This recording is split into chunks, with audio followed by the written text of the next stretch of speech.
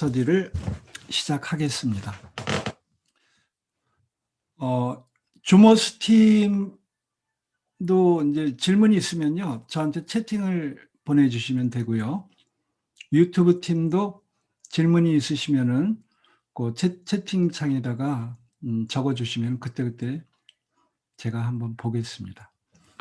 그리고 오늘은 경매 용어풀이를 좀 하고, 지난 시간에 제가 법정지상권 분석을 조금 더 구체적으로 설명을 드리겠다라고 했어요. 요거 아울러 건축 중인 건물, 이거 내용을 오늘 상세하게 설명을 드리고자 합니다. 그리고 법정지상권 분석하고 건축 중인 건물, 요거를 토대로 해서 오늘은 제가 한번 그 물건을 찾아봤어요. 물건 찾아서 그 물건에 대해서 이걸 토대로 해서 권리 분석도 해보고 여러 가지 한번 다양하게 설명을 드리고자 합니다. 그럼 일단 경매 용어풀이로 진행을 하겠습니다. 경매 용어풀이 어디부터 시작을 하면 되냐면은 금전집행부터 시작을 하면 되거든요. 이거를 한번 키워볼까요? 금전집행. 뭐 이렇게 문장으로 보는 거는 이게 와닿지는 않을 겁니다. 리갈 마인드 스펙트럼 있죠? 그거를 좀 펼쳐가지고 한번 설명을 드리겠습니다. 기각도 마찬가지예요. 같이 한번 설명을 드릴게요. 리갈 마인드 스펙트럼에서 금전 집행이 어떻게 진행되는가를 살펴볼 수 있습니다. 이 권리라는 것은 이거를 무슨 색으로 할까? 빨간색으로 하겠습니다. 권리라는 것은 하늘에서 뚝 떨어지는 게 아니라 두 가지 원인에 의해서 권리가 발생이 된다. 이때 권리는 이제 계약에 의해서 물권 계약에 의해서는 물권이라는 권리가 발생이 되고 채권 계약에서는 채권이라는 권리가 발생이 됩니다. 그리고 또 계약이 없이 법률 규정에 의해서 권리가 발생하기도 해요. 물권이 발생하기도 하고 또 채권이 발생하기도 해요. 대표적인 물권은 이 법률 규정에서 발생되는 대표적인 물권은 유치권이에요. 유치권. 이건 법정 물권입니다. 이게. 그리고 법정 지상권. 대표적인 물권이에요. 이 유치권이 민법 몇 조냐면 320조. 법률 규정에서 발생하기 때문에 이 조문을 알아야 되겠죠. 법정 지상권 366조. 여기 법정 물권이고 또 법정 채권은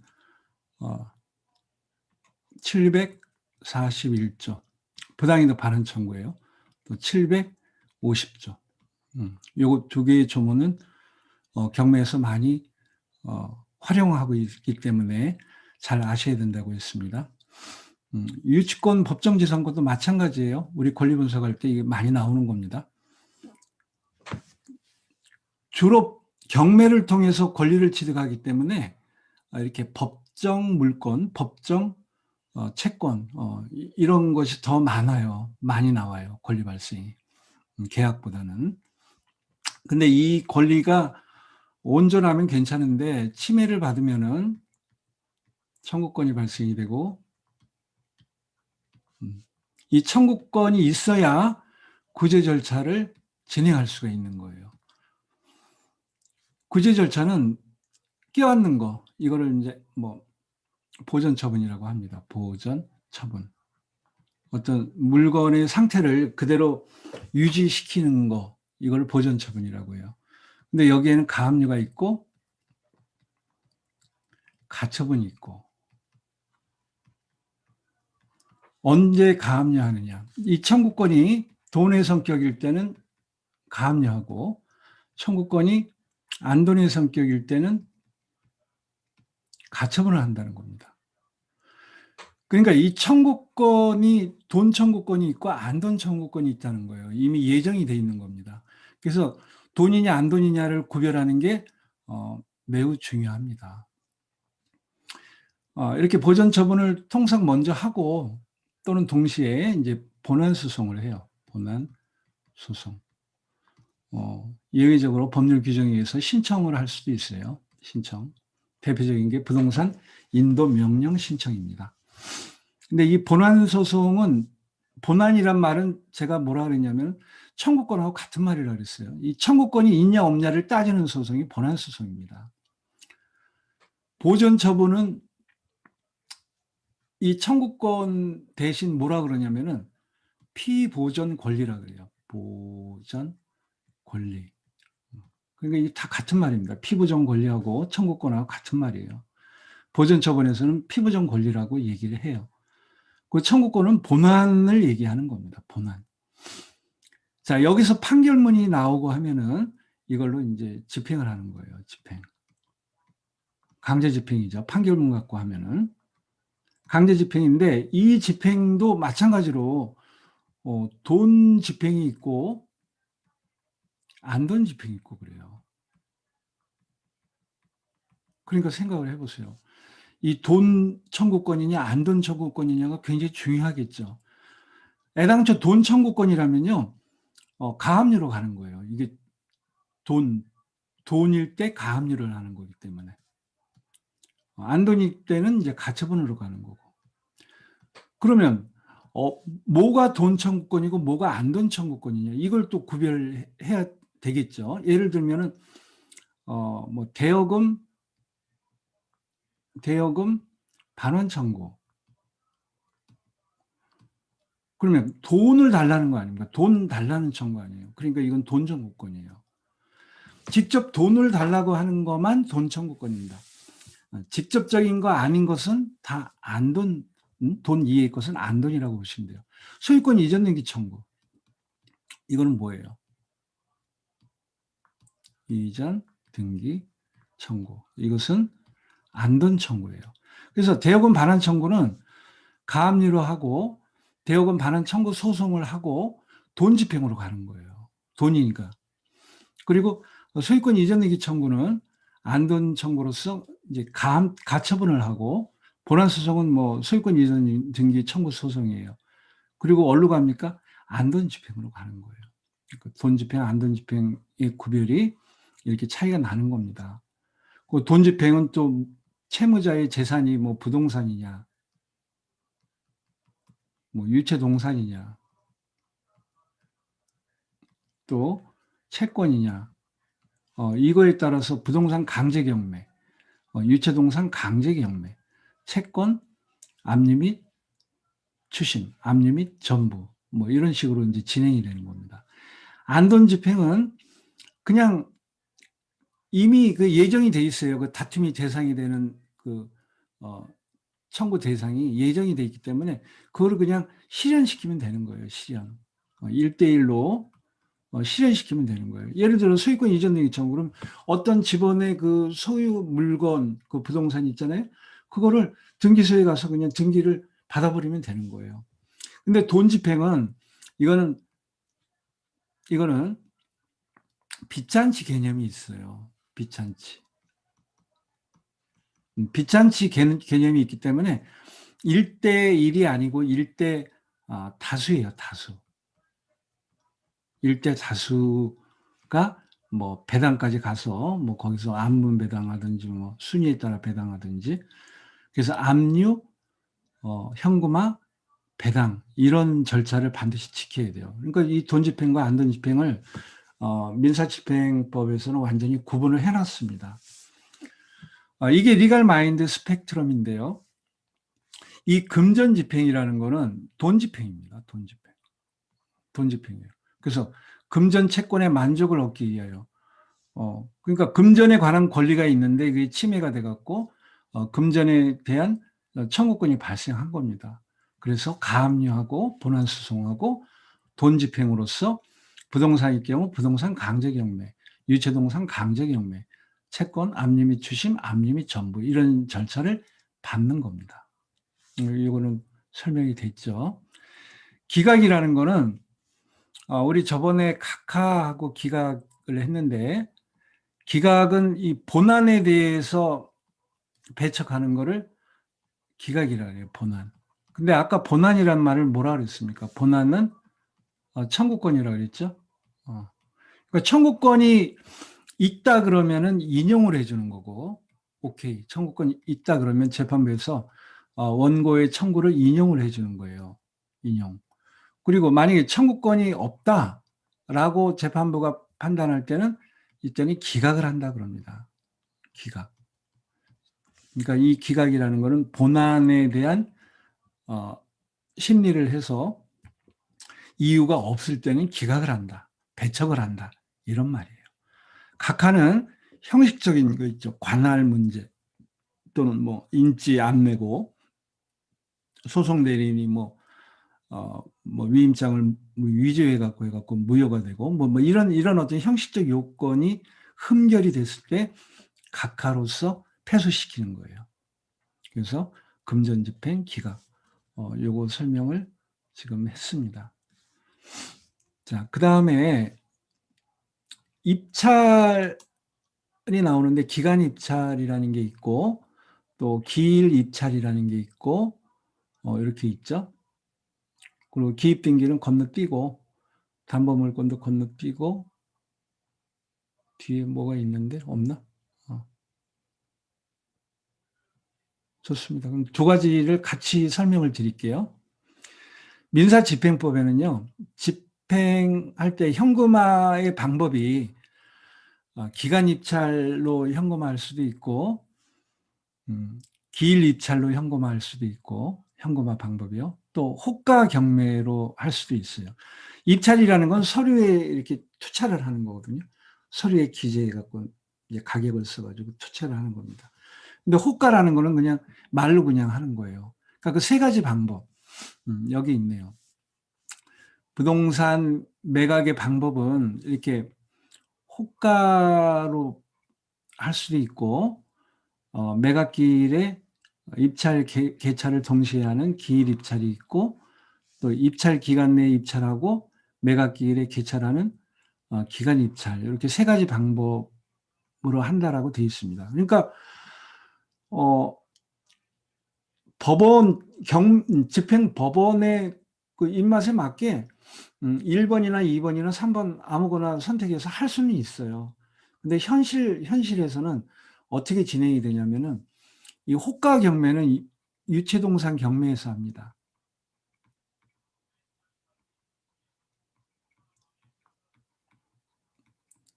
유체동산 경매. 그러니까 채무자가 부동산이 없고 채권이 없고 뭐 무슨 집에 가보니까 가전제품이 있고 그런 냉장고, 에어컨 뭐 이런 게 있다면은 거기다 딱지를 붙여가지고 그냥 강제로 환가시켜 버리는 거예요.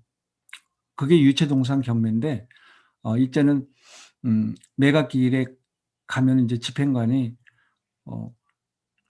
경매 매수하려고 하는 사람들이 있다면은 그 앞에서 최저가보다 높게 뭐 살 분 계십니까? 그러고 막 이제 큰 소리로 외쳐요. 그러면 얼마다 그러고 또 누가 또 더 얹어갖고 얼마다 그러면은 하여튼 최고가로 된 사람한테 이 매각 물건을 넘겨주는 방법이에요. 근데 이거는 서면에다 쓰는 게 아니라 말로 하는 거예요. 근데 이제 현실적으로 지금 실무에서는 유체동산 경매로 한다. 기일 입찰은 이게 바로 이제 당일날 입찰과 개찰을 동시에 하는 겁니다. 보통 아침 한 10시 반에서 한 11시 반까지 1시간 동안 입찰서를 작성하고 플라스틱 통에다가 이제 투차를 해요. 그리고 11시 반쯤에 그걸 개찰을 합니다. 그러니까 플라스틱 통을 뒤집어 갖고 그 입찰서를 다 이제 그 사건별로 모아 가지고 거기서도 최고가 쓴 사람을 최고가 매수 신고인으로 선고를 하는 거예요. 이게 기일 입찰입니다. 실무에서는 이것은 부동산 강제 경매에 이제 쓰이죠. 부동산 강제 경매.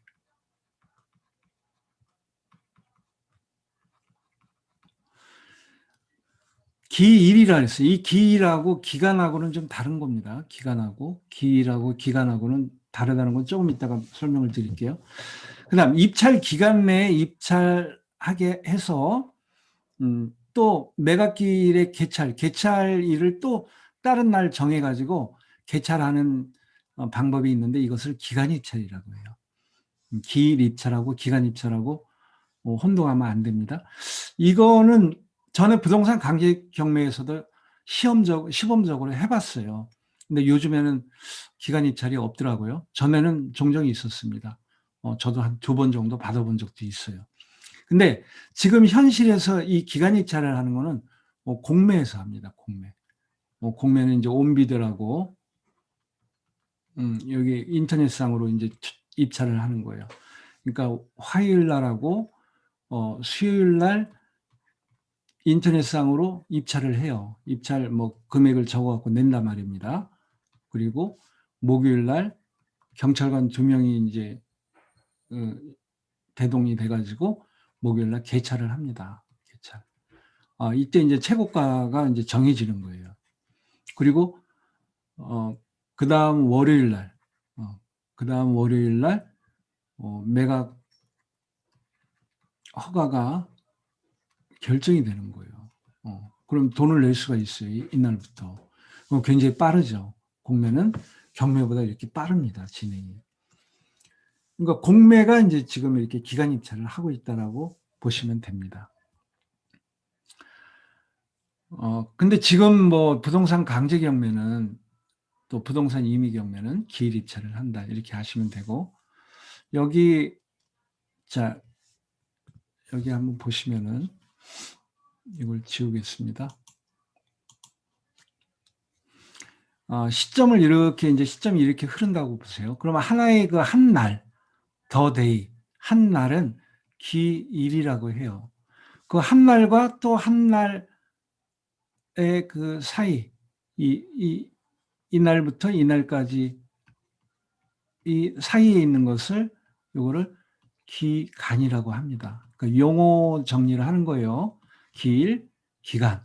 기간은 언제부터 언제까지라는 그 범위가 있죠.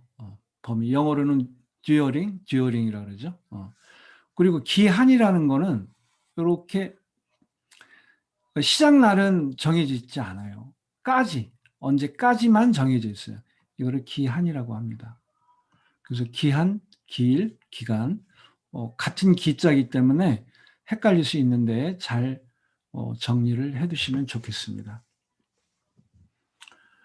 기한이라는 말도 나와요. 그래서 건너뛰어서 기한에 대한 용어를 한번 보겠습니다. 여기 좀 밑에 있는 것 같은데 대급 지급 기한. 대금 지급 기한이라고 돼 있죠. 이렇게 옛날에는 국법 시대에는요 대금 지급 기일이라고 그랬어요. 그 한 날 정해진 날 납부해야 돼요. 그런데 지금은 뭡니까? 대금 지급 기한이니까 아무 때나 내면 돼요. 그 기한까지는 아무 때나 내면 돼요. 이것도 한번 볼게요. 매각 허가가 확정이 되면은 그 다음 날 실무상 그 다음 날 2길이죠. 2길. 요거의 2길 오전 한 뭐 11시 정도면은 돈을 받습니다. 그러니까 매수인이 돈을 내려왔습니다. 그러면 이때는 돈을 받아요.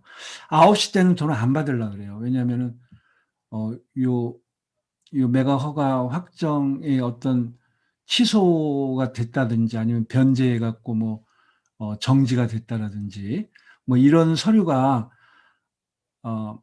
야간 접수해 가지고 아침 9시에 당직실에서 자기네 그 재판부로 그 서류가 넘어오려면은 9시가 아니잖아요. 그 텀이 있잖아요. 그 정지 서류가 왔는데 돈을 받으면 안 되잖아요. 굉장히 그 곤란한 상황이 발생이 돼요. 그래서 한 11시쯤이면 받습니다. 이때부터 실무상으로는 돈을 받아요. 근데 이제 그리고 나서 이제 대금 지급 기한이 이제 이렇게 보통 한 달 정도로 이제 텀을 둬서 정해지는데 기한이에요. 이때까지는 아무 때나 내면 됩니다. P가 만약에 대금을 납부했다 그러면은 이때 소유권이 취득이 되는 거예요.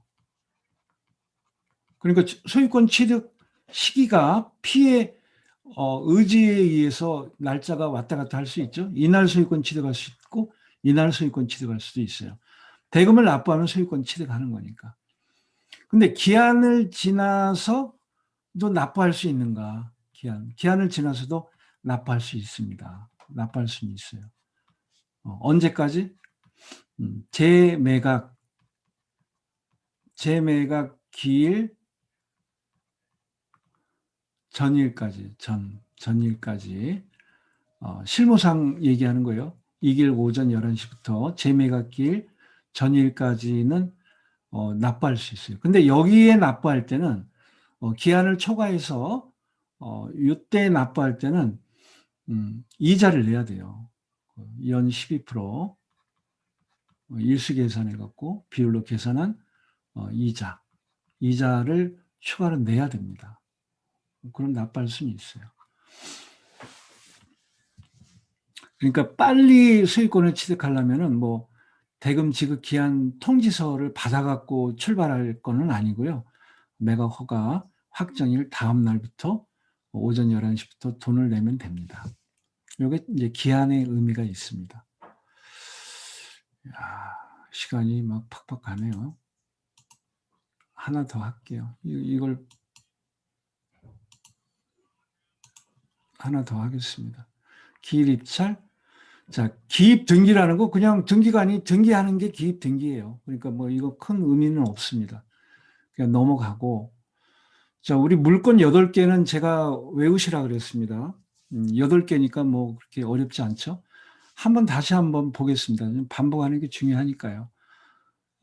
본권이 아닌 껍데기 권리를 점유권이라고 해요. 그러니까 뭐, 어떤 권리를 갖지 않는, 실제적인 권리를 갖지 않는 사람도 점유권이 있습니다. 그러니까 점유할 권리가 없어도 사실상 물건을 점유하면 점유권이 있어요.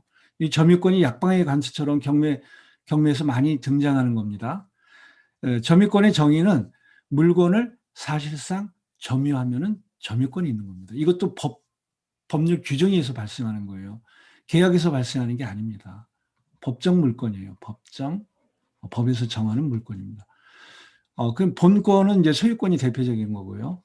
소유권은 뭐 사용 수익 처분의 권능이 있어요. 3가지 권능.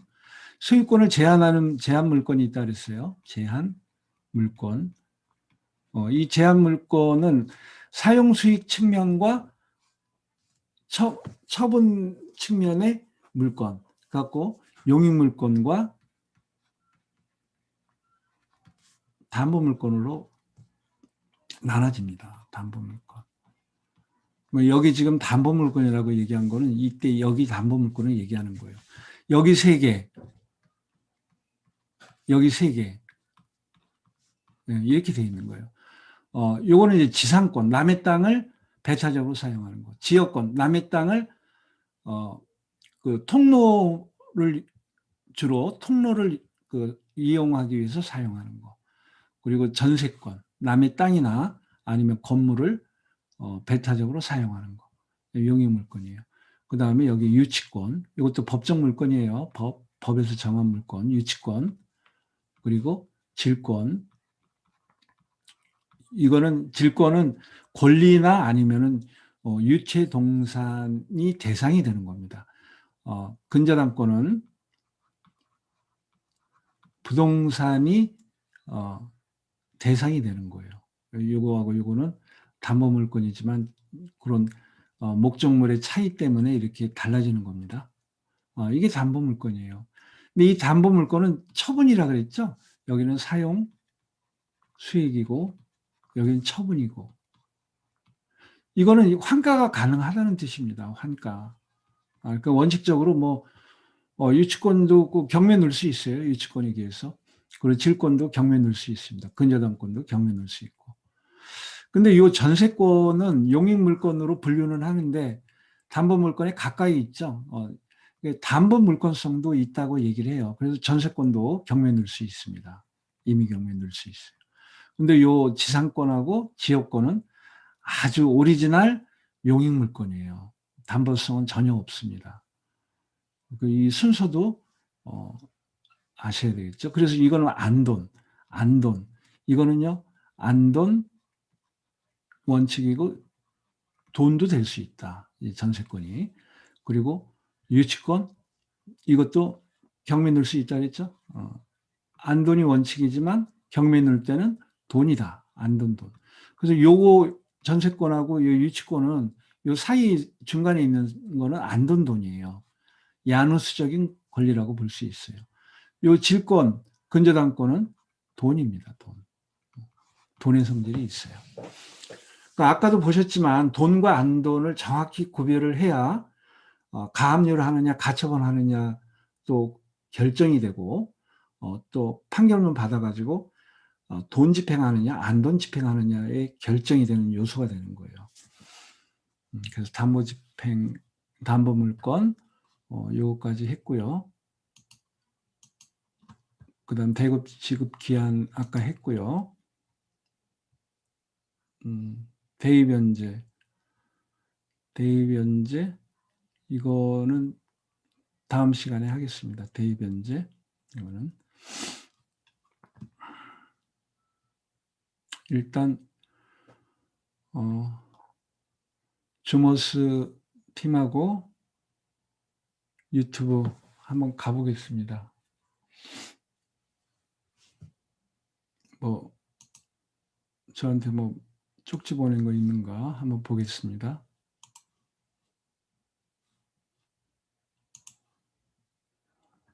여기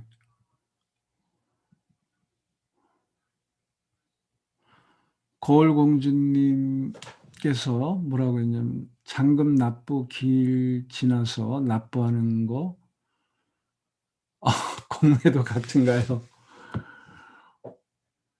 공매도 같은가요? 그랬는데 경매는 아까 설명한 거고요.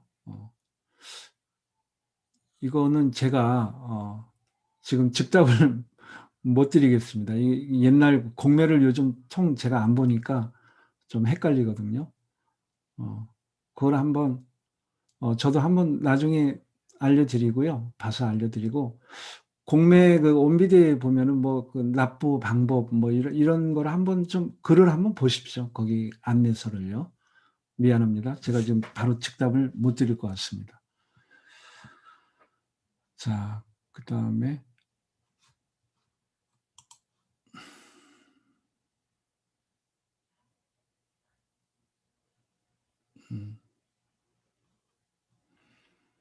경매 용어풀이 지나서 이제 매각 물건 2번에서 이제 중요하게 분석을 해야 될 게 법정지상권 분석이에요. 매각 물건 2번 그랬는데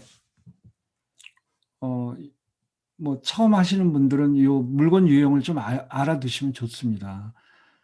왜냐하면 뭐 분류할 때 뭐 몇십 개로 분류할 수가 있거든요. 그런데 그거를 일일이 그 나무만 보고 막 이렇게 하다 보면 빠뜨릴 수가 있어요. 그러니까 일단은 아주 단순화된 게 네 가지 물건으로 분류할 수 있다는 거예요. 네 가지 물건. 네 가지 물건에서 건물은 하나는 없고 세 개가 있는 거예요. 이거는 땅만 판다는 겁니다. 뭐 임야라든지 뭐 전답 뭐 이런 걸 파는 거예요. 이걸 우리는 그냥 1번이라고 하자고요. 이걸 받으면은 뭐 인도 통상 인도 청구할 문제는 없죠. 근데 이제 분묘 같은 게 있으면은 이제 그게 이제 인도의 문제가 생기는 거예요. 그다음에 요거는 건물은 매각 외고 땅만 판다는 겁니다. 그랬을 때는 요 건물주하고 땅 주인하고 이해관계가 충돌이 되죠. 법률 관계가 형성이 되는 겁니다. 마찬가지 이것도 마찬가지예요. 거꾸로도. 요거를 2번이라 그러고 요거를 3번이라고 그러자고요. 요거를 4번이라고 그러고 4번은 뭡니까? 토지 건물 다 파는 거예요. 그래서 보통 아파트 뭐 이렇게 단순한 거 뭐 이런 거는 이제 4번 물건 유형이 많죠. 그래서 이거는 좀 쉬운 영역에 속하는 거예요. 2번, 3번은 사실은 긴장 관계가 엄청나게 강합니다. 소유자가 달라지기 때문에. 소유자가 달라지기 때문에 이때는 이 2번, 3번은 법정 지상권 유무를 반드시 가려내줘야 돼요. 법정 지상권. 아까 이 법률 규정에 의해서 발생하는 권리가 있다는데 이건 법률 규정에 의해서 발생하는 물권입니다. 법정 물권이에요. 원래 지상권은요, 계약에 의해서도 지상권을 발생시킬 수 있어요. 그리고 법률 규정에 의해서도 나온다는 거죠. 여기에 지상권이 있다. 계약에 의해서는 어떻게 되냐면 이게 지상권이 이게 물권이죠. 그러니까 물권 계약을 하는 거예요. 물권 계약은 지상권 설정 계약이에요. 지상권 설정 계약을 하고 이 계약서를 가지고 등기소에 등기 신청을 하는 거예요. 지상권 등기 신청. 등기를 이렇게 하면은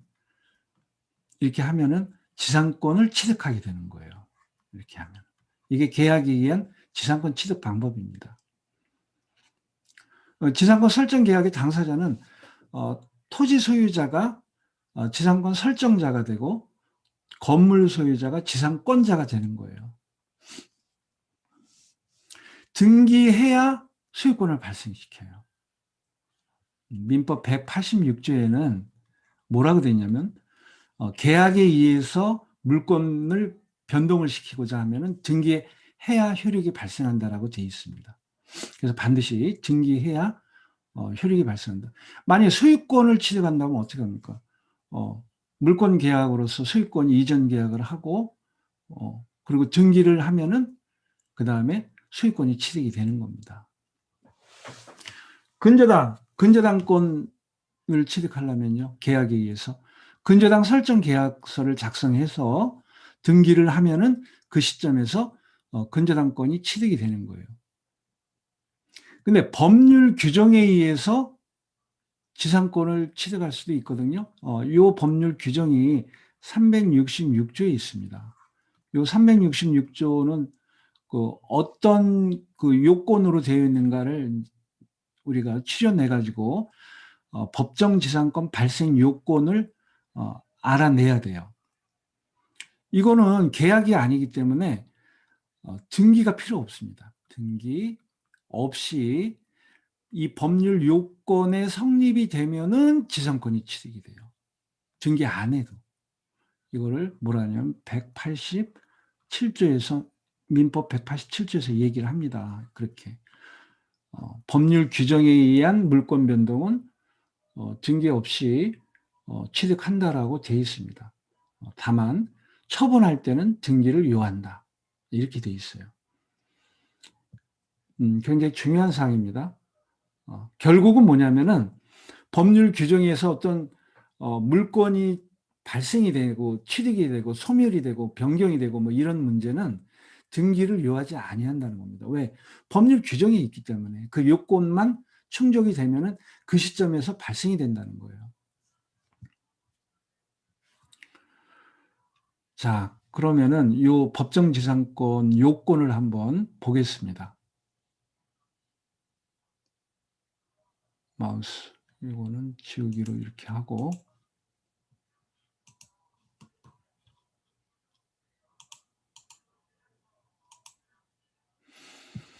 법정지상권 근거 규정은 민법 366조에 있어요. 근데 이 조문이라는 거는 굉장히 추상적이고 아주 압축이 돼 있기 때문에 그 언어 그 자체로 쉽게 와닿을 수는 없습니다. 그래서 해석이라는 게 필요한데 그 해석이 이제 보통 판례나 아니면은 뭐 학자들의 그 학설에 의해서 해석해 갖고 다시 정리가 된 게 이거예요. 이거. 법정지상권이 발생하려면은 요 세 가지 요소가 성립이 돼야 발생이 된다는 겁니다. 그럼 요걸 한번 보자고요. 법정지상권 그러면 아까 2번 물건, 3번 물건 봤듯이 토지하고 건물의 소유자가 달라지는 겁니다. 그래서 토지 건물을 서로 비교를 하게 돼요. 토지 건물이 존재해야 된다라는 거예요. 이렇게 건물하고 토지가 존재해야 돼요. 언제 존재해야 되느냐? 이게 바로 말기등입니다. 말기등. 말소 기준 등기 시점에서 토지하고 건물이 있어야 된다는 거예요. 그러면 일단 요 시점, 말소 기준 등기가 이 시점이라면은 토지도 있고 건물도 있습니다. 그러면 요 요건에 해당이 되는 거예요. 자, 이쯤에 말소 기준 등기가 있다고 생각해 보시자고요. 이 시점에서 말소 기준 등기는 뭡니까? 토지는 있는데 건물은 있어요, 없어요? 없어요, 건물. 그러니까 이거는 아예 여기에도 해당이 안 되죠. 동시 존재에 해당이 안 됩니다. 동시 존재에 해당 안 되면은 법정 지상권이 있다, 없다? 당연히 없는 겁니다. 없다. 이렇게 되는 거예요.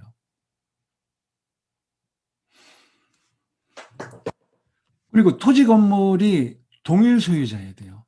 언제요? 말소 기준 등기 당시에 토지 건물이 동시 존재한 것뿐만 아니라 이것도 A여야 되고 이것도 A여야 되는 거예요. 이것도 A, 이것도 A여야 되는 겁니다. 이렇게 동시 존재해야 법정지상권 제2 요건에 해당이 되는 거예요. 그리고 이제 매각으로 말소 기준 등기에서 뭐 경매가 돼가지고 뭐 P가 낙찰을 받았다. 그러면 이렇게 되겠죠? 이렇게 토지 건물 소유자가 달라지면은 이때는 법정지상권이 발생된다라고 해요. 법정지상권이 발생이 되면요, 요 건물주 A는 지상권을 취득하는 거예요. 지상권. 계약에 의한 지상권이 아니고 법률 규정에 의한 지상권을 취득하는 겁니다. 이 지상권의 내용이 뭐라 그랬어요? 피해 땅을 배타적으로 사용하는 거예요. 떳떳하게. 근데 이거는 이제 기간의 약정이 없기 때문에 튼튼한 견고한 건물 같은 경우 30년간, 30년 이후에는 다시 이걸 법정 지상권이 이제 없어져요. 지상권이. 그러니까 이건 뭐 철거해야 돼요. 그러니까 30년간 이렇게 사용할 수 있는 겁니다. P는 자기가 돈 들여서 샀는데 뭐 자기가 건물도 못 짓고 이렇게 제한만 당한다 그러면 굉장히 억울하잖아요. 그래서 366조에는 뭐가 있냐면은 이렇게 A는 지상권을 취득하지만 P는 A한테 지료를 청구할 수 있습니다. 지료 청구권이 있는 거예요. 지료는 그러면 누가 정하냐? 통상 재판에서 감정 평가사가 정해요. 이거는 이제 재판에서. 물론 감정 평가사의 평가서를 보고 재판장 법원의 그 판사님이 최종적으로 정하죠. 최종적으로 정하긴 하는데 뭐 거의 뭐 감정 평가서 의견을 들어주죠. 물론 A하고 P가 뭐 지료 약정을 할 수는 있습니다. 지료 약정. 지료 약정하면은 뭐 약정이 우선이겠죠. 지료 청구를 이 약정에 의해서 지료 청구할 수 있습니다. 그리고 뭐 만약에 법정지상권이 이렇게 발생이 됐는데 A하고 P가 뭐 임대차 계약을 했다. 토지 임대차. 토지 임대차를 했다면은 법은 그게 보충적인 거거든요. 법정이라는 거는 보충적인 겁니다. 이 임대차도 A가 정당하게 P의 토지를 점유할 권한을 확보하는 거 아닙니까? 그러니까 임대차가 되면은 법정지상권은 소멸합니다.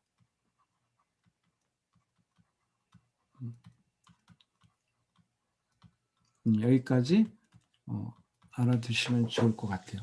그래서 법정지상권 요건은 이렇게 토지 건물 말기 등 당시에 토지 건물이 동시 존재해야 되고 토지 건물 동일 소유자여야 되고 토지 건물 소유자가 나중에 달라지면은 그 시점에서 법정지상권이 발생한다. 이렇게 보시면 돼요. 이것도 뭐 나중에 이제 깊이 들어가고요. 오늘은 이 정도만 설명을 드리고요. 그럼 교수님 법정 질문이 하나 있는데요. 예, 말씀하세요. 예. 그러면은 지금 건물만 매각이 됐을 때 토지가 아니라 예. 건물만 매각이 됐을 때도 아까 말씀하신 것처럼 3번 물건 아닌가요? 그렇죠. 이제 예, 3번 물건은 그런데 이제 토지는 해당이 없고 그러면은 이때 이제 말기등은 건물의 말기등을 기준으로 하겠죠? 동시 존재가. 예. 예, 건물의 말기등. 그렇죠. 예. 네. 아까 방금 말미에 A하고 P하고 임대차가 있으면 법정지상권이 소멸이 된다고 그랬지 않습니까? 예. 그 부분은 나중에 한번 보충 설명 한번 부탁드리겠습니다. 오늘 가능하면 해주시고요. 아니, 그 말 그대로입니다. 그러니까 네. 법정지상권이 발생이 돼도 사후에 임대차 뭐 토지 임대차 계약을 했다 그러면은 그럼 법정지상권은 소멸이 돼요. 그게 판례고요. 그걸 가만히 생각을 해보세요. 그 건물주는 땅 이용권을 확보하는 건데 계약은 적극적이잖아요. 당사자 사이에서 하는 거고. 예. 그리고 법정지상권은 소극적인 거 아닙니까? 법에서 네. 이렇게 의제를 시켜주는 거 아니에요. 그 두 가지가 토지 이용권이 중복되잖아요. 네. 그러니까 이제 계약이 우선이다라는 거죠. 그래서 토지 임대차가 존재하면은 법정지상권은 소멸한다. 이것이 판례입니다. 알겠습니다. 예, 그리고 법정지상권하고 관습상이란 말 붙은 경우가 있어요. 이거는 왜 그러냐면은 일단 우리가 민법 366조를 한번 읽어봐야 됩니다. 그래서 한번 읽어볼게요.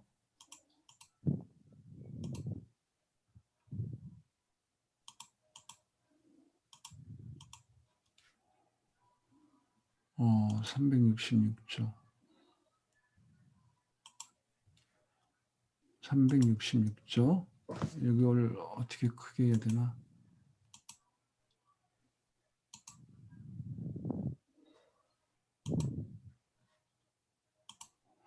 자, 366조 여기에 법정지상권이라는 제목으로 나옵니다. 저당물의 경매라 그랬어요. 저당물의 경매라는 말은 이게 저당물이라는 건 근저당이 있는 부동산을 얘기하는 거예요. 저당물의 경매. 그러면 저당물의 경매는 이 통설은 해석상 이걸 임의경매라고 합니다. 그러니까 이렇게 임의경매로 인해서 토지와 그 지상 건물이 다른 소유자에게 속한 때는 토지 소유자는 건물 소유자에 대해서 지상권을 설정한 것으로 본다. 그 지상권을 설정해 주는 걸로 된 거예요. 그러나 지료는 당사자의 청구에 의해서 법원이 이를 정한다. 이걸 지료 확정이라고 그러거든요. 지료 확정. 지료 확정 이후에 지료 청구까지 이제 갈 수 있다라는 겁니다. 이걸 해석을 하면은. 근데 여기서는 저당물의 경매라고 했어요. 그래서 저당물의 경매가 아닌 경매도 있죠. 그 대표적인 게 강제 경매. 강제 경매는 근저당에 기한 임의 경매가 아니고 판결문에 의해서 하는 거 아닙니까? 이 강제 경매에 의해서도 토지 건물 소유자가 달라질 수 있잖아요. 또는 공매. 압류 해가지고 국세징수법 절차에 의해서 강제 매각하는 절차로 진행이 되잖아요. 이거는 이 법에 언어적으로 볼 때는 여기에 포함이 안 돼요. 저당물의 경매라고 해서. 그래서 뭐 민법 개정안에는 뭐 저당물의 경매, 강제 경매, 공매로 인하여 이걸 집어넣자. 이 2013년에 민법 시안이 있었습니다. 개정안이. 근데 21년인데요, 지금. 민법 개정은커녕 뭐 상당히 뭐 엄청 시간이 많이 지났는데도 아직 개정을 안 하고 있어요. 이럴 때는 입법이 좀 부족한 불비라고 하거든요. 입법 불기는 누가 그러면 메꿔주는가? 이것 좀 뭐 똑같은 거 아니냐 해갖고 대법원에서 이거를 여기에 유추 적용하자라고 하는 겁니다. 유추 적용. 왜? 뭐 똑같죠, 뭐.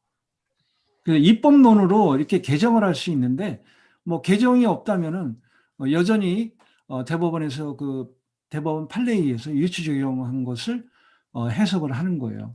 그래서 이런 경우도 366조의 유치 적용이 돼가지고 똑같습니다.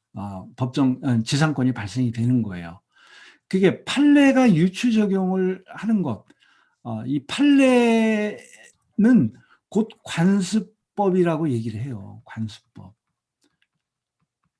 이거를 머리로 이해하자면은 어려운데 이렇게 생각하세요. 판례는 곧 관습법이다. 이렇게 다이렉트로 생각하시면 됩니다. 왜냐하면 관습법이라는 거는 법적 확신이 있어야 관습법이 되는 거예요. 법적 확신. 어떤 그 관습이 있는데 이 관습이 법적으로 확신을 받을 때 관습법이 되는 거거든요. 법적 확신은 누가 해준 겁니까? 법원에서 해준 거잖아요. 대법원에서. 그러니까 판례는 곧 관습법이다. 그래서 이런 강제경매 공매는 법정지상권이라고 얘기는 안 하고 뭐라고 해요? 관습상 법정지상권, 관습법상 법정지상권. 뭐 이 두 가지 용어가 있어요. 관습상이라고도 하고 관습법상이라고도 해요.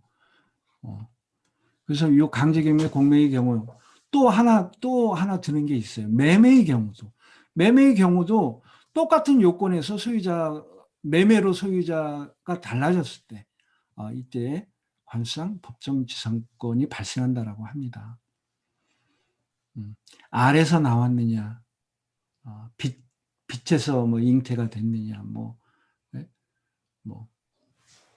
바위에서 나왔느냐, 인간이. 어쨌든 인간이에요. 근데 이제 나오는 경로가 다른 거죠. 그래서 법정지상권, 관수상 법정지상권의 용어 구별을 가려서 하시면 됩니다. 그래서 법정지상권과 관수상 법정지상권 구별이 있다. 관수상 법정지상권은 강제경매, 공매, 그리고 매매로 발생한다. 예를 하나만 더 들어볼게요. 예, 오늘은 조금 오늘은 1시간 20분이나 1시간 30분까지 하겠습니다. 공부하려면 한 3시간 해야 되는 건데, 좀 중요한 것이 좀 나오거든요. 자, 여기서 하나만 예를 한번 들어볼게요. 이렇게. 이거 한번 문제를 한번 풀어보시면 어떤가 싶네요. A,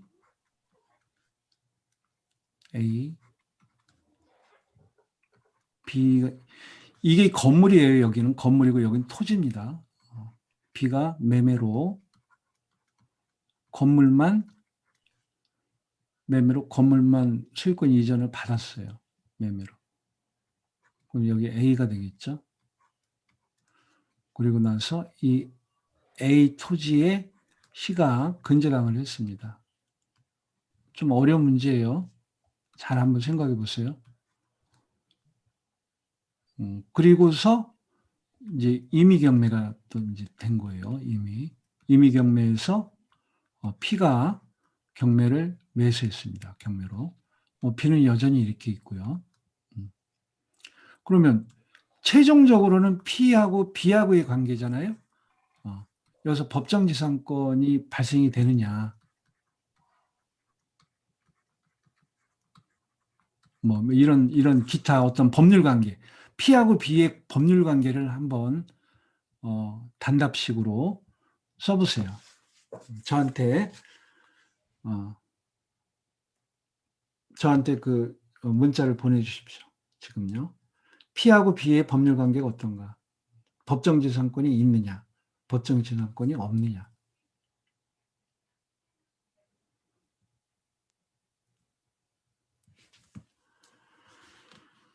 자, 한번 보겠습니다. 한 분, 우리 그 주모스 팀에서 한 분이 법정지상권 발생 여부에 대해서 쓰셨고, 유튜브 팀도 한번 보겠습니다. 유튜브에서는 어떻게 된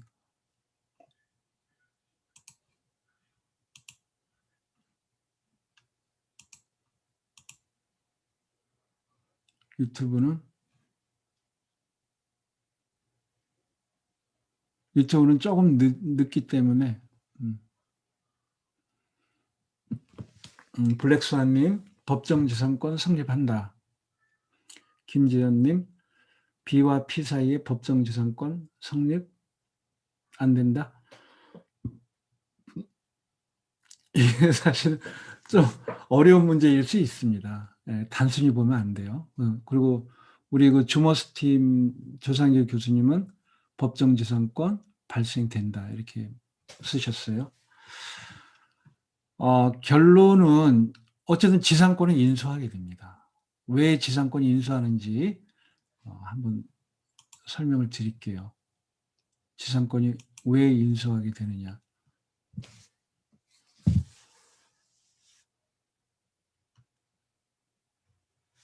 아까 그 그림이 지워졌습니다. 아까 뭐라 했냐면 AA에서 매매로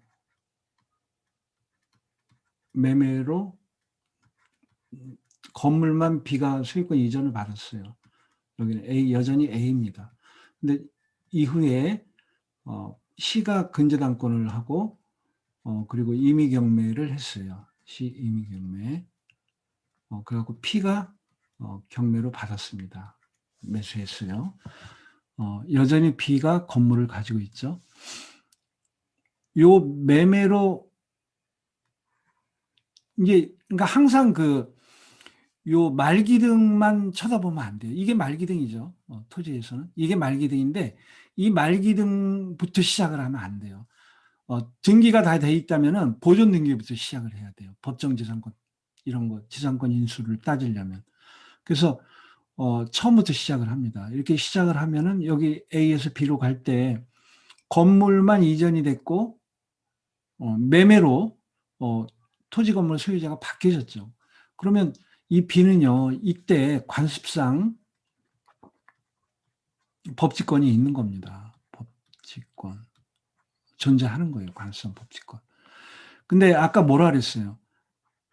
187조에 의해서 법률 규정에 의한 물권 취득, 물권 변경, 물권 소멸, 이런 물권 변동은 등기를 요하지 않아요. 그러니까 관습상 법정지상권이 발생이 돼도 이건 366조에 유추 적용된다 그랬죠. 판례에서. 그러니까 등기 없어도 이 시점에서 B는 A 토지의 지상권을 가지게 되는 겁니다.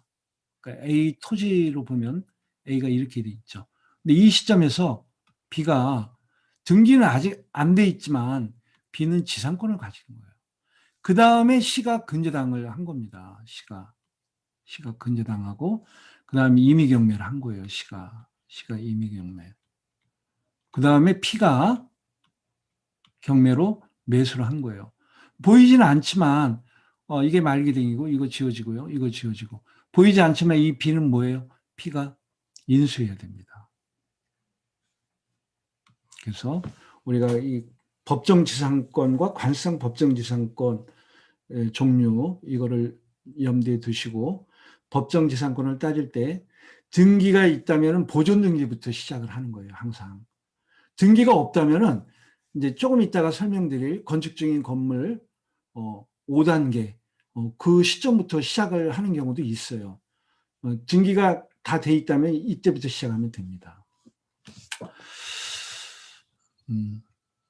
함정이 있는 거니까 주의를 하셔야 돼요. 자, 이거 지우고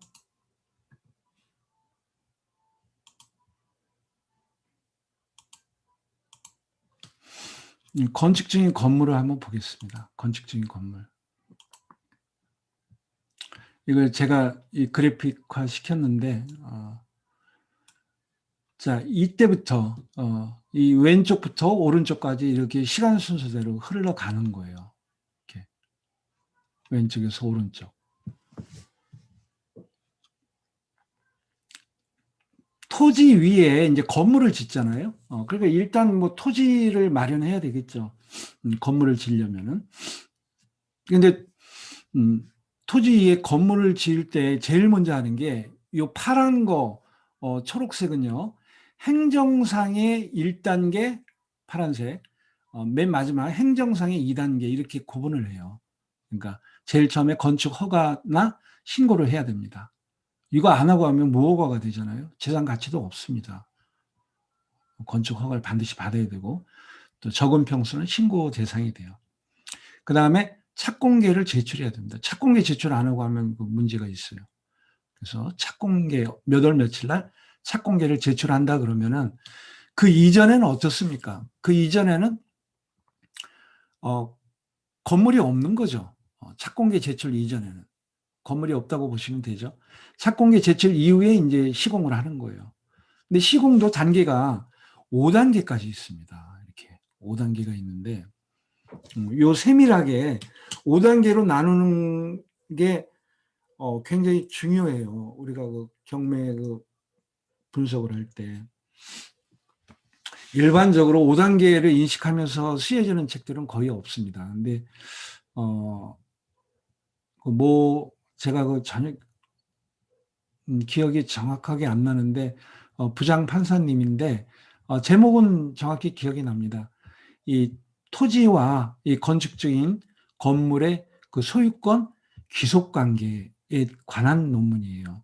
그러니까 이 토지주하고 이 건축적인 건물하고 소유자가 바뀌어졌을 때, 이 건축적인 건물을 어떻게 처리할 것인가, 토지주한테 귀속시킬 것인가, 아니면은 독립한 건물로 존재하게 내비둘 것인가, 이런 문제를 따지는 거예요. 자, 시공상 1단계의 형태를 우리가 한번 보자고요. 시공상 1단계는 토공사 기반공사라고 합니다. 그러니까 제일 처음에 건물 질 때 이렇게 땅을 고르고, 그리고 경우에 따라서는 콘크리트를 널쩍하게 넓게 펼쳐가지고 이렇게 튼튼하게 그 기반공사를 해요. 콘크리트를 이렇게 쭉 깔아놔요. 그런 거를 이제 시공상의 1단계라고 합니다.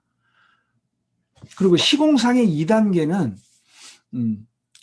1층이 형성되면 안 돼요. 좀 진전이 돼가지고 뭐 H빔도 받고 또 뭐 터파기도 하고 뭐 이렇게 구조물을 이렇게 만들긴 하는데 한 층이라도 형성이 되면 안 돼요. 그러니까 한 1층 미만의 골조공사 형태를 얘기합니다.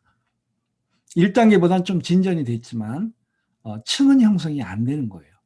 시공상의 3단계는 1층 이상의 구조물이 형성이 된 겁니다. 다만 전층 미만이에요. 전층은 포함이 안 되는 겁니다. 그리고 시공상의 4단계는 전층 골조공사예요. 전층. 층이라는 거는요, 지붕하고 기둥하고 주벽이 있는 게 층이에요. 그 층은 독립한 물건으로 봅니다. 층은. 그러니까 여기서 시공상의 2단계까지는 이거는 1층도 형성이 안 됐기 때문에 이거는 독립한 게 아니죠. 요거는 여기서부터는 독립으로 봅니다. 물건 그 층 이루는 거는 독립한 걸로 봐요. 근데 요거는 전층까지 간 건 아니에요. 그러니까 시공상의 4단계가 전층 골조공사예요. 이 전층 골조공사까지 공정률이 대개 한 60% 정도? 60% 정도로 봅니다. 공정률이 100% 중에서. 그 시공상의 5단계는 마무리 공사인데 뭐 안에 뭐 별거 다 하잖아요. 뭐 장판 깔고 또 뭐 상하수도 뭐 또 싱크대 놓고 뭐 여러 가지 있잖아요. 이게 한 40%예요. 그리고 나서 사용 승인 신청을 해서 사용 승인이 나면은 바로 동시에 건축물 대장이 생성이 됩니다.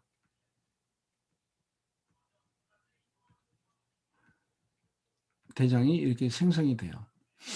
실무상으로는 사용 승인 신청할 때 뒤에다가 건축물 대장 그 파일을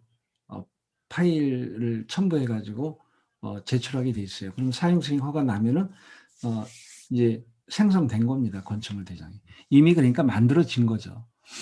이걸 가지고 건축물 대장을 가지고 등기소에 가서 소유권 보존 등기를 이제 신청하면 돼요. 그럼 소유권 보존 등기 이제 등기가 이제 생성이 되는 거예요. 그 다음부터는 뭡니까? 이제 소유권 이전 등기가 되겠죠. 이렇게 이제 팔거나 아니면은 뭐 융자를 받을 수가 있는 거죠. 이게 이제 건물 짓는 그 단계별 그 영역인데 여기서요, 이 독립하지 않은 거는 토지주하고의 관계에서 어떻게 되느냐? 이거는요, 토지하고 밀접도가 아주 강해요. 그리고 분리를 하면은 재활용이 0%입니다. 0%. 무슨 맨 땅에다가 아스팔트를 깔았다. 근데 아스팔트를 분리한다 그러면 어떻게 돼요? 분리해가지고 아스팔트로 또 사용할 수 있어요? 사용 못 하잖아요? 그런 겁니다. 이걸 토지 구성 부분이라고 해요. 구성 부분. 용어상으로 토지 구성. 그러니까 토지하고 굉장히 밀착도가 강한 거예요. 그 다음 강한 게 뭐냐면 이것은 부합이라 그래요. 부합. 부합물이라 그래요. 부합은 대체로 이제 나무를 심는 거, 나무라든지 아니면 여기 H빔 뭐 파일 받고 그런 거 있잖아요. 이런 거는 분리를 하면은 이 나무 살 확률이 뭐 한 70% 정도는 되겠죠. 나무도 이거 소홀히 하면 죽습니다. 이거 옮겨 심을 때. 또는 뭐 H빔 같은 거 뭐 다 뽑아가지고 뭐 하면 고철이 될 거 아닙니까? 제로는 아니지만 뭐 한 50%에서 70% 정도의 재활용도를 가질 때 이걸 부합이라 그래요. 이거는 비독립으로 봅니다. 비독립이라는 거는 독립한 물건으로 안 봐요, 여기서는. 그래서 이 구성 부분이나 부합은 토지주가요, 내 거라고 할 수 있어요. 소유권 주장할 수 있습니다. 비독립이니까 소유권 주장. 자기 게 아니더라도 애당초 자기 게 아니지만 내가 토지 소유권을 취득하면은 이 구성 부분이나 부합물은 내 거다라고 주장할 수 있다는 겁니다. 다만 소유권을 주장하는 대가로 비용, 여기에 들인 비용, 또 뭐 부합물 그 가치 평가해 가지고 부당이득금 이거를 지급해 줘야 돼요. 그러니까 공짜로 받는 건 아니에요. 그러니까 이 토지주로서는 괜히 뭐 이거 쓸모도 없는데 돈을 지급해야 된다 그러면 원치 않죠. 그래서 선택적으로 이렇게 내 거라고 주장할 수도 있고 또 선택적으로 뭐로 할 수 있냐면 이거를 아예 방해물로 볼 수 있어요. 방해물. 방해물로 보면 뭐예요? 내 토지가 방해를 받고 있다는 거니까 재거 청구권을 행사할 수 있습니다. 그러니까 봐서 이 소유권을 주장할 수도 있고 재거 청구권을 행사할 수도 있는 거예요. 자, 이거는 내 거라고 주장할 수 없습니다. 독립적이기 때문에 층을 형성했기 때문에 내 거라고 주장 못하고 근데 법치권의 대상인 그 건물로 봐요. 법치권을 따지려면은 토지 건물이 동시 존재해야 되거든요. 그때 건물로 봅니다. 건물로. 그리고 이 시공상의 4단계는 전층 골조공사잖아요. 이거는요. 소유권 취득이에요. 원시 취득이라 그래요. 원시 취득. 등기 없어도 이때 소유권을 취득하는 겁니다. 이거 건축주가 이때 소유권자예요. 이게 등기가 없어도. 보존등기는 보존등기 함으로써 소유권 취득하는 게 아니에요. 이거는 보존등기를 해야만이 뭐 이전등기도 할 수 있고 뭐 근저당도 설정할 수 있고 그렇잖아요. 그러기 위해서 하는 겁니다. 원래 시공상의 4단계 때 소유권을 취득하게 되는 거예요. 그 다음에 이 안에 바로 들어가서 거주할 수는 없습니다. 집이라면은. 왜? 뭐 이 안에 뭐 텅 빈 거예요. 그냥 구조물로서 골조공사로서 전층만 있으면 돼요. 그럼 원시취득이 되는 거예요. 그리고 이제 뭐 이 내부에 뭐 난방공사 뭐 여러 가지 공사 마무리 공사 해야죠. 그걸 하고서 사용할 수 있는 거죠. 그래서 이걸 거쳐서 사용 승인을 받는 겁니다. 이게 소유권 취득이라고 바로 사용 승인 신청 못 해요. 이렇게 살만한 그런 그 장치를 다 만들고 나서 사용 승인해야 되는 거예요. 자, 그러니까 이런 흐름으로 간다는 거를 이해하셔야 됩니다. 그 다음에 소유권, 이제 법정지상권 대상으로서는 뭐라 그랬어요? 이게 법정지상권 대상으로서는 이때부터 건물로 보니까 이때 따지는 거예요. 지하층이라도 마찬가지입니다. 지하에도 층이 있을 수 있잖아요. 지하 설계도상 지하 7층까지 판다. 근데 지하 7층하고 지하 6층만 구조물이 존재한다 그러면 그것도 건물입니다. 법정지상권 대상이 된다는 겁니다. 그럼 여기서도 이제 한번 보세요. 원래 이게 이제 A가 이제 땅이 있어요. 땅이 있는데 건물을 짓고 이제 이렇게 하려 그래요. 하는데 뭐 자기 돈 다 갖고 짓는 사람이 별로 없어요. 은행에 융자를 받아야 될 거 아닙니까? 그러니까 맨 땅이 있을 때 은행에다가 근저당을 하는데 이쯤에다가 근저당할 수도 있고요. 이쯤에다 근저당할 수 있고 이쯤에 근저당할 수 있고 이쯤에 근저당할 수 있고 뭐 이렇게 되겠죠. 1, 2, 3, 4, 5. 근저당 완의 시점에서 근저당 토지에다 근저당 했을 때 이것이 임의경매가 돼갖고 P가 소유권을 취득했다라고 하면은 아까 법정지상권에서 토지, 건물 동시 존재, 동일 소유자성. 동일 소유자는 맞지만 근저당 설정 당시에 토지, 건물이 동시 존재에는 해당이 안 되죠. 왜? 건축 허가 이전의 단계니까 그냥 나대지 아닙니까? 이때도 어때요? 건물이 존재하지 않습니다. 이때도 건물이 존재하지 않아요. 이때는 시공상 1단계는 토지 구성 부분이니까 건물이라고 할 수 없다 그랬죠. 이것도 아니고 1층 미만이니까 이것도 아니에요. 그러니까 요때까지는 법정지상권이 성립이 안 됩니다. 토지 건물 동시 존재성이 충족이 안 돼요. 그럼 언제부턴가? 이때는 되죠. 여기에 근저당이 있다. 이거는 토지 건물 동시 존재성이 인정이 됩니다. 왜 1층 이상이니까 법정지상권 대상이 된다 그랬죠? 이렇게 따지는 겁니다. 그래서 이거 말고 또 집합건물에서 대지사용권 유무 이걸 따질 때도 이 도식이 필요해요. 디테일하게 들어가면요. 그래서 이 도식은 알아두시면 매우 편리합니다. 자, 일단 여기까지만 설명드리고 교수님, 예. 지금 지상권 관련돼 가지고 예전에 한번 매각대금 납입할 때까지도 뭐 기준이 하나 있었지 않았습니까? 아니 좋은 질문이신데 그거는 이제 판례에서 토지 건물 동시 존재성 뭐 오늘 물건 분석은 생략할게요. 뭐 그거까지 같이 하려고 했는데 시간이 제가 좀 쫓기니까 좀 그러네요. 그래서 지금 말씀하신 거를 제가 설명을 드릴게요. 이게 중요한 판례인데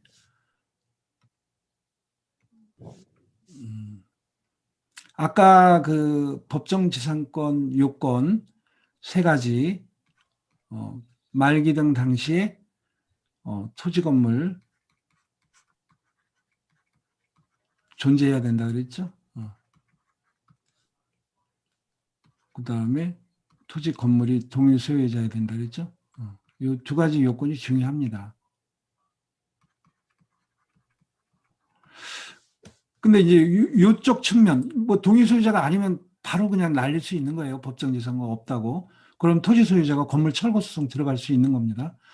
그리고 토지 건물이 존재하지 않는다 그래도 이제 법정지상권 없는 건데 판례는 이때 건물이 존재하는 범위를 좀 더 세밀하게 판시한 판례가 있어요. 그게 뭐냐면은 첫째,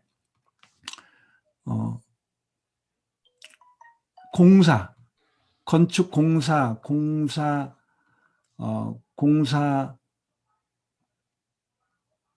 그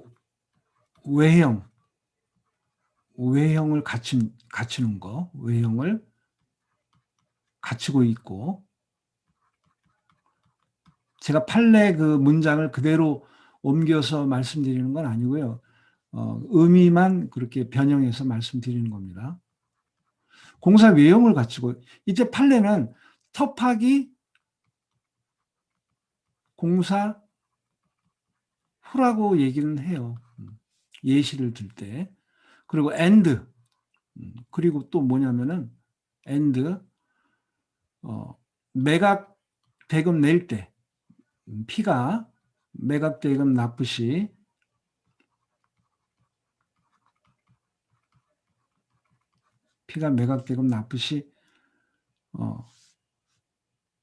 요 시공상의 4단계의 수준이 있잖아요.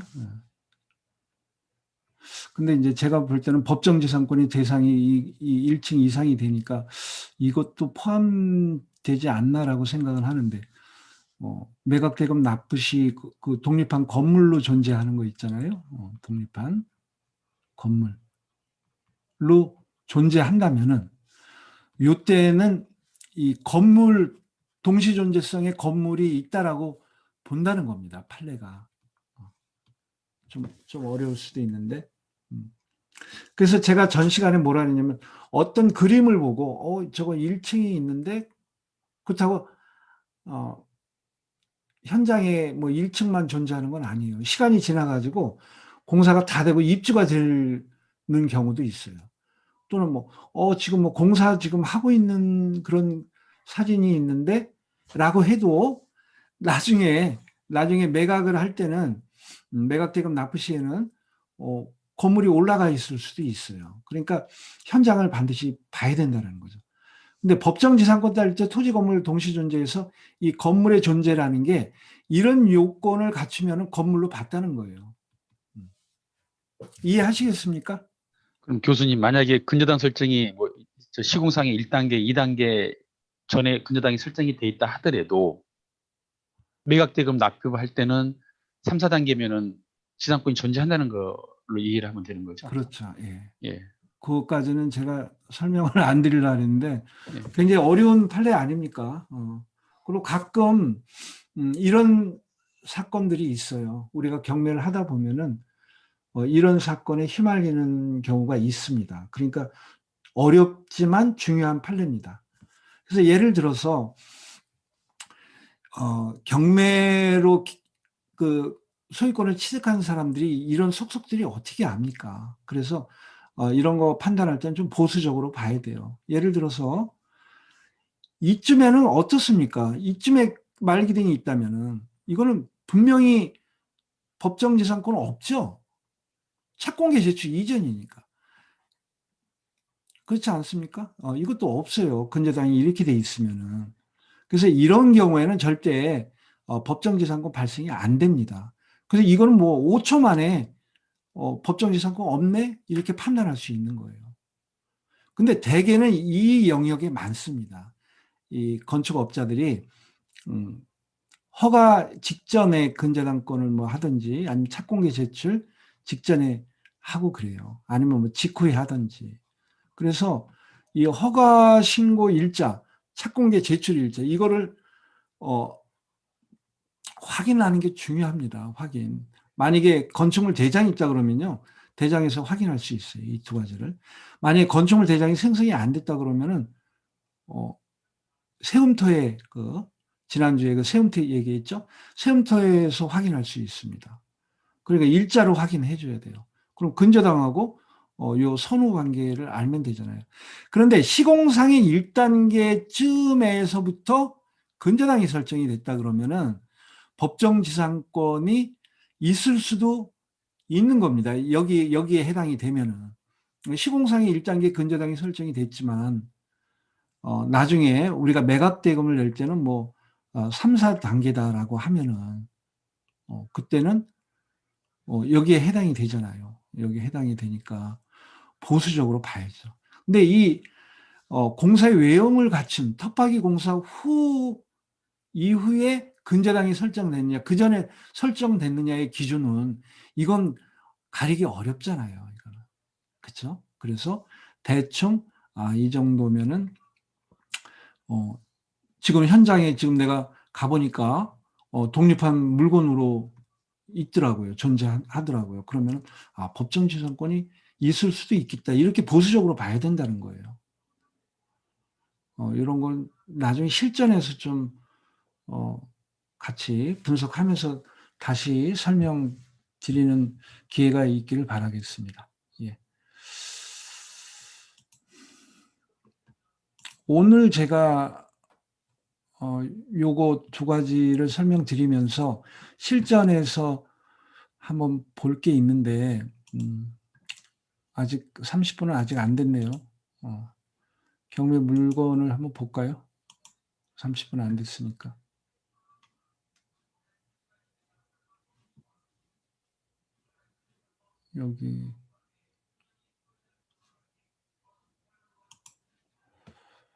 여기서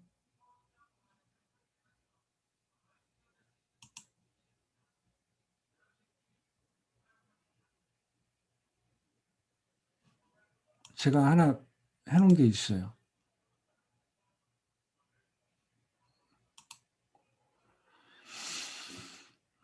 이거는 건축 중인 건물 사례는 아니고요. 법정 지상권의 문제입니다.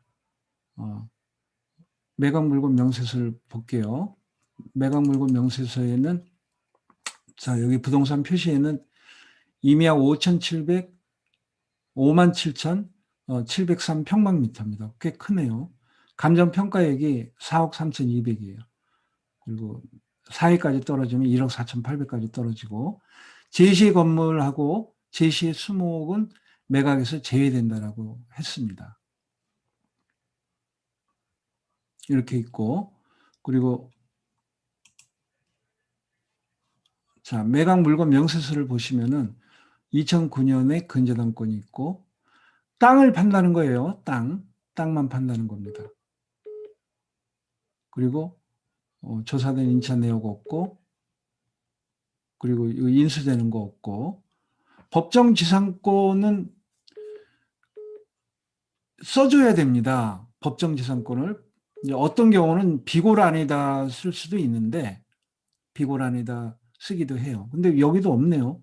법정 지상권 성립 여지 있음이라고 써줘야 돼요. 안 쓰면 어떻게 될까요? 안 쓰면은 최고가 매수 신고인의 선택으로 그냥 진행할 수도 있고 아니면 브로가 해달라 그러면 해줍니다. 왜? 이거는 매각 물건 명세서에 그 흠결이 있는 거죠. 써야 됩니다. 지상권 분석해 봐라라는 취지로 법정 지상권 성립 여지 있음 뭐 이런 거 써줘야 돼요. 이거 안 썼다는 거. 그거 하나의 그 포인트입니다. 그리고 또 한 가지는 제시의 건물 매각 제외 그랬죠. 이것은 이거는 건축중인 건물은 아닙니다. 이미 뭐 무허가인 것 같은데 이미 건물로서 완성이 된 거예요. 그럴 때는 법정지상권 따져줘야 돼요. 무허가도 따져줘야 됩니다. 그러니까 무허가 따질 때는 어떻게 해요? 뭐 사진을 항공 사진을 보든지 뭐 어쨌든지 임장을 통해서 건물이 언제 지어졌는지를 확인해야 됩니다. 그 다음에 제시의 수목 매각제, 뭐 소나무, 벚나무 이거는 뭐 매각제인데 이거는요, 아까 부합물 말씀드렸잖아요. 땅하고 수목하고 이렇게 부착 정도가 그래도 강력한 거죠. 그래서 이것은 토지 소유자의 선택에 의해서 내 거라고 얘기할 수도 있어요. 내 거다. 그러면은 수목 대가는 줘야 됩니다. 부당이득금으로 줘야 되고 아니면은 이거 방해물로 봐서 뽑아가라 라고 할 수 있습니다. 수목 뽑아갖고 어디 또 심기도 힘들고 애물단지가 됩니다. 그렇게 처리하는 거예요. 그러면은 여기서 법정지상권 있냐를 따져줘야 되겠죠. 법정지상권 있냐를 따져줄 때는 아까 요건이 뭐라 그랬습니까? 토지 건물 동일 소유자이냐. 그러니까 토지 등기부를 보고 건물주도 이 사람이 맞는가를 따져줘야 됩니다. 여기 이거를 어떻게 이걸 지워버릴까? 그걸 따져줘야 돼요. 그리고 토지 건물 이 2009년 근저당권 이 말기등 시점에서 건물이 존재했는가 이걸 확인해 보면 될 거 아닙니까? 이 말기등 시점에서 건물이 없었다 그러면 이건 법정지상은 없는 거예요. 없으면 어떻게 돼요? 철거 수송할 수 있어요. 건물 철거, 토지 인도, 741조, 지료 상당, 부당이득금 반환 청구 이 세 가지를 할 수 있습니다. 만약에 2009년 이 근저당권 시점에서 건물이 존재했다. 그러면은 그 건물주하고 토지주하고 소유자가 같은가 이것도 따져줘야 되고요. 같다 그러면은 이때 법정지상권이 있는 겁니다. 무허가래도 마찬가지예요. 그리고 이게 무허가냐 무허가 아니냐 이거는 소관청에다 문의하는 수밖에 없어요. 그리고 이게 미등기냐 등기가 있느냐는 이 지번을 그 인터넷 등기소 가서 이 지번을 쳐보면 돼요. 인터넷 등기소 가서. 토지 등기를 간략하게 한번 보겠습니다. 토지 등기. 자, 토지는 요거 산번지예요. 57,000. 소유권 이전 김명옥이라는 분이 매매 계약을 하고 요날 등기를 했다는 겁니다. 이 접수는요, 등기 일자입니다. 그러니까 이건 뭐예요? 계약에 의해서 소유권 변동이 있기 때문에 이날, 등기인 날 소유권 취득한 겁니다. 김명옥 씨가. 그 다음에 소유권도 이전이 됐죠. 이날 지분 이전이 된 겁니다. 이렇게. 2분의 1, 2분의 1. 그러다가 이거 주말된 거는 말고요. 그러다가 이제 채권자가 임의경매 신청을 했는데, 그러니까 뭐든지 여기 접수일자 있죠. 이때 이제 효력이 발생한다고 보시면 돼요. 이 압류 효력이 이때 발생합니다. 근데 모든 게 다 이 접수일자에 효력이 발생하는데 유일하게 하나 법률 규정에 의해서 권리가 변동이 될 경우에는 등기 없이도 발생이 되는 거예요. 유치권, 등기 없이 발생하는 거예요. 그리고 법정지상권, 등기 없이, 관수상 법정지상권, 등기 없이 지상권이 발생하는 겁니다. 을구는 근저당이 이렇게 있는 거예요. 을구도 이때 근저당권이 취득이 되는 겁니다. 그래갖고 임의경매를 한 거죠. 임의경매를 했는데, 구체적으로 법정지상권이 있냐 없냐 이 사건에서는 건물을 더 탐구를 해야 됩니다. 뭐 제가 지금 책상머리에서도 이 정도밖에 못해요. 법정성이 있다 없다는 어떻게 해요? 동시 존재하고 있느냐, 동일 소유자성이 되느냐, 이거는 다른 자료를 찾아봐야 됩니다. 오늘 여기까지 하는데요. 그 유튜브에 잠깐 가보겠습니다. 유튜브에 다른 내용은 없네요.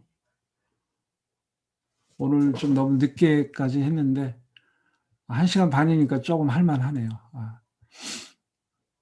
예, 뭐 특별한 질문 없으면은 이만 마치겠습니다. 좋은 주말 되십시오. 수고하셨습니다. 감사합니다.